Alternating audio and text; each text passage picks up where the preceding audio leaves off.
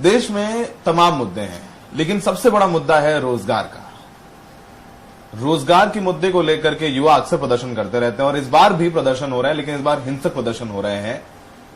जो केंद्र सरकार योजना लाई है, अग्निपथ योजना, जिससे सेना में भर्ती होगी, उसको लेकर के युवा सड़कों पे 4 साल का टेन्योर होगा और 21 साल में रिटायरमेंट। पहले साल के लिए 2 साल का रिलैक्सेशन दिया गया है, लेकिन युवा नाराज हैं। उनको लग रहा है कि उनके साथ ये धोखा हो गया, न पेंशन होगी न मेडिकल सुविधा होगी।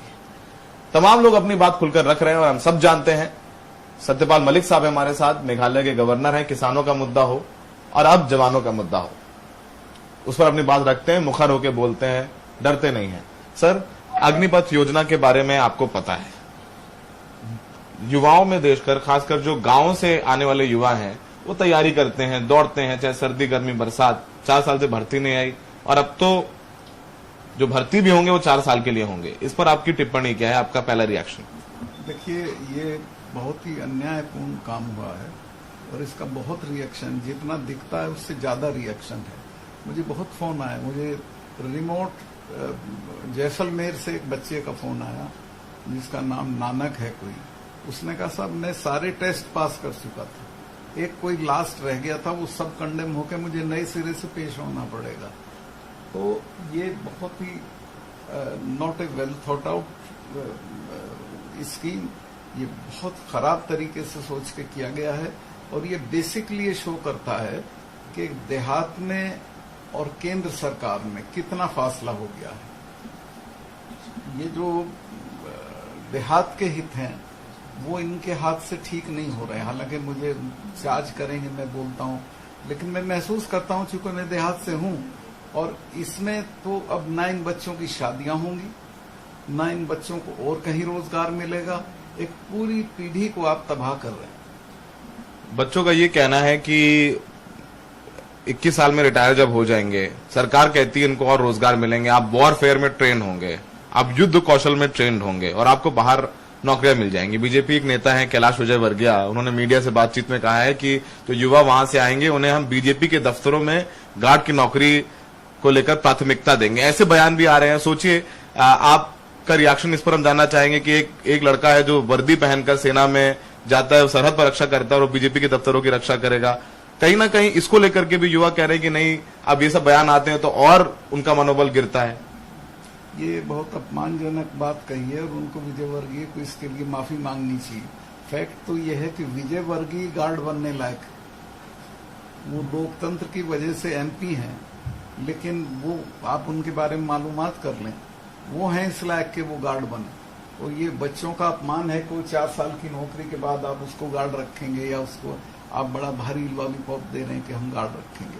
और इससे इतना एलियनेशन हो रहा है जो इनको अंदाजा नहीं है। तो क्या अपील करना चाहेंगे? आपने किसान आंदोलन ने भी बोला है, क्या अपील करना चाहेंगे? करूंगा, सबसे पहले मैं बच्चों से अपील करूंगा कि किसी भी कीमत पे कोई वायलेंस ना करें, सरकारी प्रॉपर्टी का या प्राइवेट प्रॉपर्टी का कोई नुकसान ना करें, लेकिन पूरी एकता और ताकत के साथ संघर्ष करें। और मैं श्योर हूं अगर मिल के लड़के लड़ेंगे तो सरकार को इस पे वापस आना पड़ेगा और आना चाहिए। इसको कोई इशू नहीं। मैं प्रधानमंत्री जी से भी हाथ जोड़ के प्रार्थना करता हूं, आप बड़े हैं, आपका कुछ नहीं बिगड़ता है अगर आप झुकते हैं या आप अपना स्टैंड बदलते हैं। ये बहुत गलत काम हुआ है, इससे जितनी जल्दी वापस हो जाए उतना अच्छा रहे। अपील तो कर रहे हैं मलिक साहब। अक्सर आपके बारे में जब हम आपसे बात करते रहते हैं, हम आपके भी शुभचिंतक हैं, तो आप अक्सर जब इंटरव्यू दे देते हैं तो आप पर बड़े जो है सवाल उठाए जाते हैं कि भाई अपनी सरकार के खिलाफ बोल रहे हैं, सरकार ने आपको गवर्नर बनाया, पहले किसानों पे बोला, अब जवानों पे बोल रहे हैं, तो आपके बारे में सवाल उठने लग जाते हैं, आपके कृत्य के बारे में आपको क्रिटिसिज्म झेलना पड़ता है। इस पर आप क्या कहेंगे? देखिए, इस पे मेरा ये कहना है, पहली चीज तो ये कि मैं सरकार के खिलाफ नहीं बोल रहा हूँ। मैं चाहे किसान आंदोलन बोला हूँ या अब बोल रहा हूँ, ये दोनों चीजें जो मैंने बोली वो सरकार के हक की हैं। सरकार अगर उस पर विचार करेगी तो उसका फायदा होगा।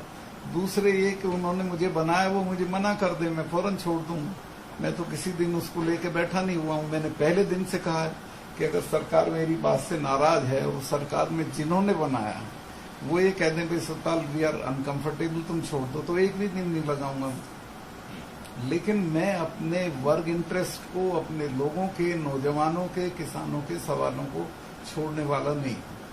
छोड़ने वाले नहीं है किसानों की। इमरजेंसी आज लगाई गई थी इतने साल पहले, आप भी जेल गए थे, तब भी सरकार के खिलाफ बोल रहे थे, आप भी सरकार के खिलाफ बोल रहे थे। बहुत फॉन्ड मेमोरी है, चूंकि जो पहली शाम थी 25 और 26 के बीच की, उसमें जो रामलीला ग्राउंड में मीटिंग हुई थी जिसमें जेपी खुद मौजूद थे, उसमें चरण सिंह जी के पैर में दर्द था तो उन्होंने मुझे भेजा था। मैंने लोकदल की तरफ से वहां स्पीच की थी और मेहमत क्राउड था, बहुत जबरदस्त, और मुझे लग गया था कि कल तक कुछ ना कुछ हो जाएगा। अगले दिन सुबह मुझे फोन आया 5 बजे रविराज जी का कि सत्ता निकल जाओ, इमरजेंसी लग गई, चरण सिंह जी गिरफ्तार हो गए, फला गिरफ्तार हो गए। कितने दिन रहे आप इमरजेंसी में, जेल में? इमरजेंसी में पहले फरार रहा 6 महीने, फिर 7-8 महीने जेल रहा। जेल रह के इमरजेंसी में, तब भी आप बोल रहे थे और अब भी बोल रहे थे। वो तो बोलता तेवर बदले नहीं आप? नहीं, अभी तो मैं वो बुढ़ापे तक बोलूंगा, यू डोंट वरी। तो मलिक साहब अपने चिर परिचित अंदाज में उनका कहना है कि ये जो अग्निपथ योजना है वो बताती है और दिखाती है कि सरकार और गांव के बीच फासला बढ़ता जा रहा है। सरकार को पता नहीं है कि गांव में लोगों की जरूरतें क्या हैं, उनकी इच्छाएं क्या हैं और वहां का युवा क्या सोच रहा है। उनका कहना है कि इस योजना को सरकार को वापस लेना चाहिए। प्रधानमंत्री से अपील भी कर रहे हैं और युवाओं से ये अपील कर रहे हैं कि वो हिंसा ना करें। सहयोगी पवन कुमार के साथ दिल्ली में सौरभ शुक्ला, एनडीटीवी इंडिया।